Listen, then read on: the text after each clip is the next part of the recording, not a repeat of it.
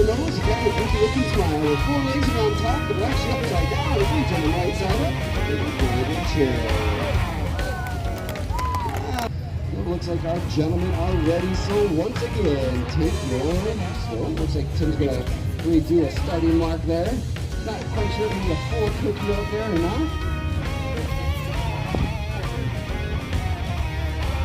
Alright, looks like he's set there, so gentlemen, take your starting position. 3, 2, 1.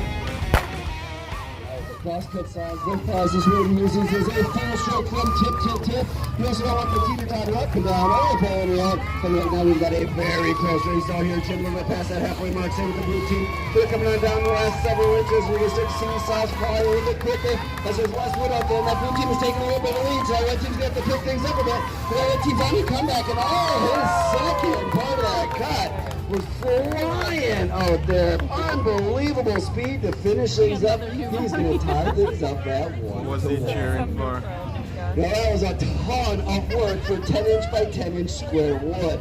Back in the day when we got some of that 4, 5, and 6 diameter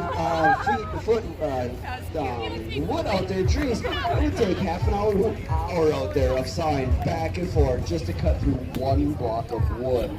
Now the next event though is going to be a lot easier, as they're going to get into the axe throwing competition. This one's one of the fun favorites out here because anybody can throw an axe, it's just harder to hit the target. Now, in order for it to be called an axe, it does have to have a handle that is at least 24 inches in length. They're running a standard 28 or 32-inch handle. If it's less than 24, it is considered a hatchet. And those are more traditionally thrown in the indoor venues, even though they call them an axe throwing bar out there. Now, the hatchets are 16 inches in length out there on the handle, and they rotate once every 12 feet, so a little bit closer. Here, in real throwing for axes out here, they are thrown from 20 feet away, where that'll make 1 rotation. Now, they'll get 3 throws out here, so the first one coming up here, we'll go for points right off the bat. 5 points for the bullseye, 4, 3, 2, and 1 point for that last white ring. So first toss up here, and he's got 4 on that first throw. So looking good. Now if the axe lands in multiple point levels, you always get the higher the points, no matter what percentage of the axe is in any one level. Second throw coming up. Perfect score is 15, but that's really rare. Anytime you're in the double digits, you're doing pretty well. And he's got, oh, that's close. I can't see from here. Is that touching yellow? Looks like, okay, he says, yep, it is. So he's at 8 points already. Looking good from the youngster. Well on his way. Another one of those puts him at 12, and that's going to be a hard score to beat, to be honest, out there. Bullseye will definitely give him a really good shot at that win. And oh, he's got another 4, flirt with that bullseye all 3 times. He's got 12 points out there. So very respectable score. I haven't seen a red team here. Oh, I see. All right, Tim. All right, so Tim has gotten to the World Championships in this event. See how he's doing. First one in, no, he's a little high. He's got 3 points out there on that one. That's all right. Tim happens to get closer to that bullseye every single time. He makes really fine adjustments. Does a nice job getting closer and closer.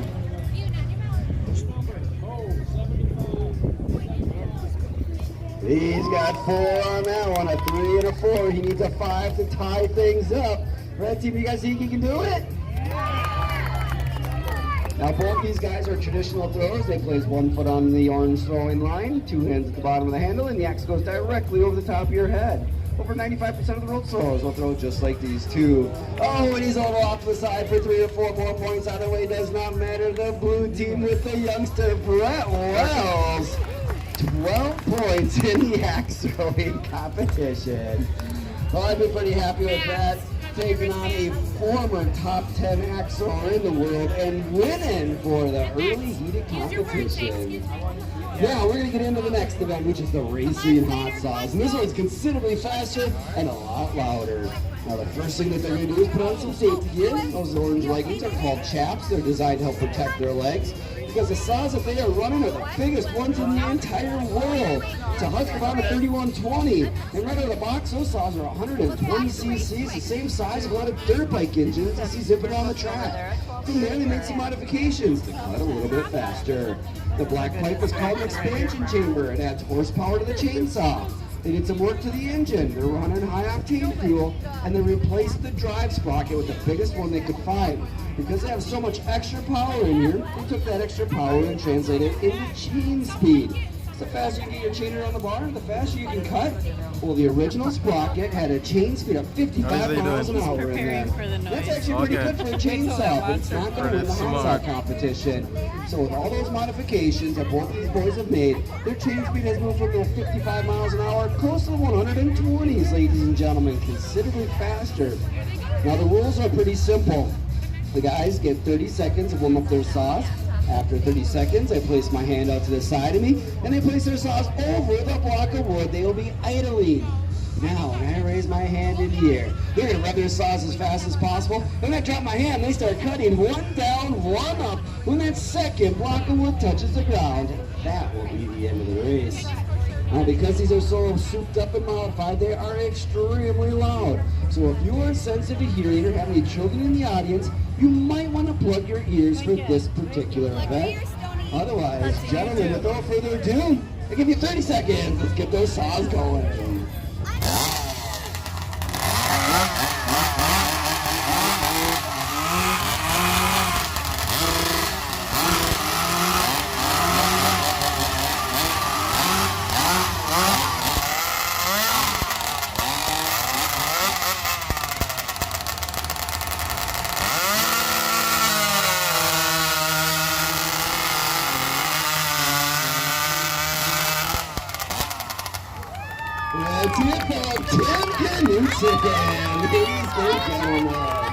I'll tell you what, he is fast out there. He just cut through some particularly hard wood too with all those knots in there.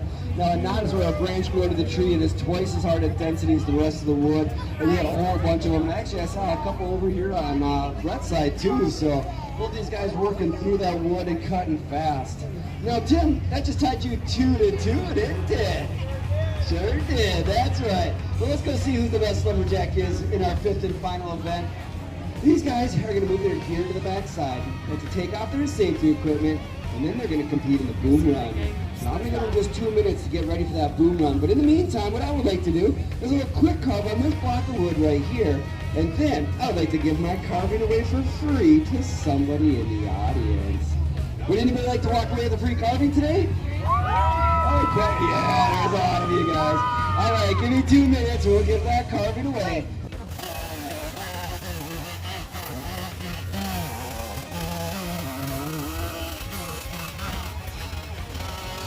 Oh, thank you. Well, like I said, this is my little carving I'd like to give away. And now that you guys know what it is, how many would out here like this little four-legged chair? Quite a few, I love it. All right, well, we got to pick somebody out here, so let's have a competition. So Tim and Brett, you go on your side of the audience and find me the loudest person you can find. So scream loud, make some noise, by tall, short. Oh, looks like we got a young gentleman on the red side.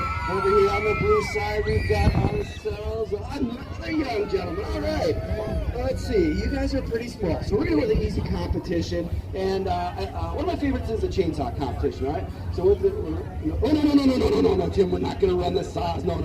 Listen up, here's what my chainsaw competition is going to be. I'm going to give them the microphone one at a time. They're going to make me their best chainsaw noise, and whoever can sound like a chainsaw the best is going to win the little chair. So that's our contest. Now, who would like to go first for this contest?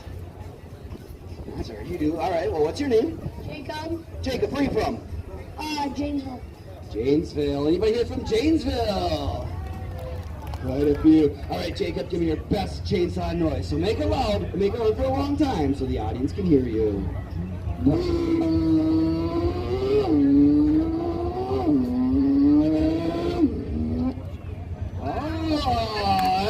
Pretty good. I like that one. Now, did anybody hear that one shift from first to second, third, and fourth gear? Yeah. Gotta love those shifting chainsaws, but he got it started, so it was working. Now, contestant 2, what's your name? Hunter, where are you from? Janesville. Well, we know who's from Janesville here. All right, Hunter, give me your best running chainsaw. All right, oh, he says that's it. All right, pretty good out there. That's a short one, but he got it started and running. All right, here's how we're going to judge this. I'll place my hand over the top of their head one at a time. By your applause, you choose the winner. How many think contestant number one's our winner? All right, contestant two. Ooh, that was pretty close. Let's try that one more time. Contestant one. And two. You know, I think we got a slight edge for contestant number two. Let's give him a round of applause. He's going to walk away the winner. You gotta Well, make we him have a one though. consolation prize for you. Tim has actually made a carving just a minute ago. A wood cookie here up the top there.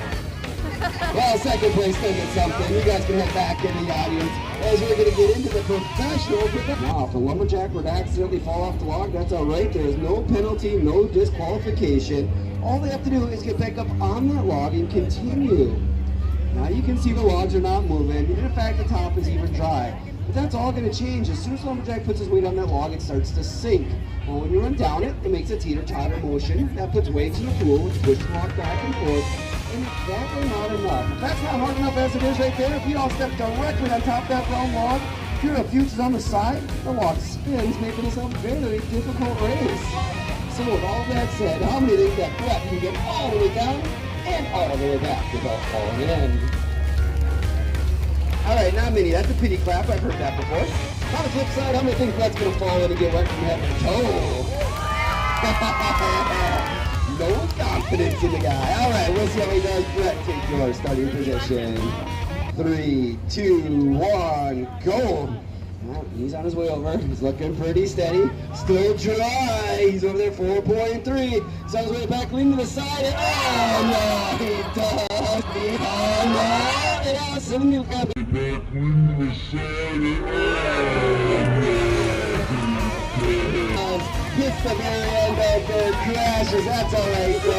Just a small blip, 13.47 seconds. Alright, so he's wet from head to toe. Only one crash out there. That might have been maybe a second or so. Slowing him down. Not too bad. He puts a little pressure on Tim. Alright, Tim, take your starting position. 3, 2, 1, go. Alright, he's on his way over. A little slower, but nice and steady. 4.7 on the way. He's on his way back. Staying dry, and he does it.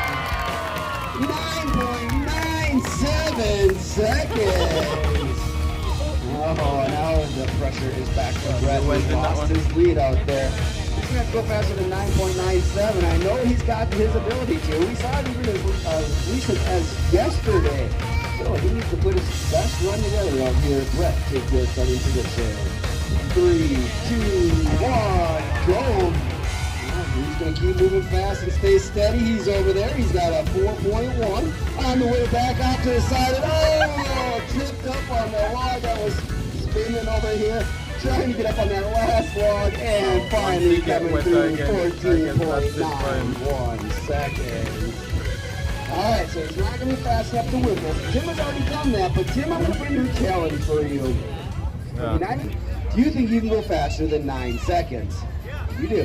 Guys, would you guys like to see a sub 9 second run? Alright. Tim, he's turning his hat around for aerodynamics stuff. Then tucking the shirt. Oh, getting proper out here. Alright, this isn't a fashion show. Let's get going, Tim. Alright. 3, 2, 1, go! Moving quick, he's got to stay up. Those logs are really moving. That's going to be a hard one to navigate. But he does it with great effort, jumping for the top. Do you guys think he did it? Just barely 8.99 seconds by a hundredth of a second. Unbelievable. Tim 𝕁𝕤𝕁𝕜, ladies and gentlemen, putting on a clinic. Well, that does conclude the All-American Lumberjack Show. We'd like to thank you guys for coming on down. If you'd like to meet the Lumberjacks, come across the white barrier line. The little subs will be seated on the ground are free souvenirs that the guys will autograph. They will take some pictures on all the questions you'd like. We have another show at 2 o'clock with a camp at 2:30 for you, the audience, to come over and try library for free. All right, thanks for coming to Lumberjack Enterprises All-American Lumberjack Show.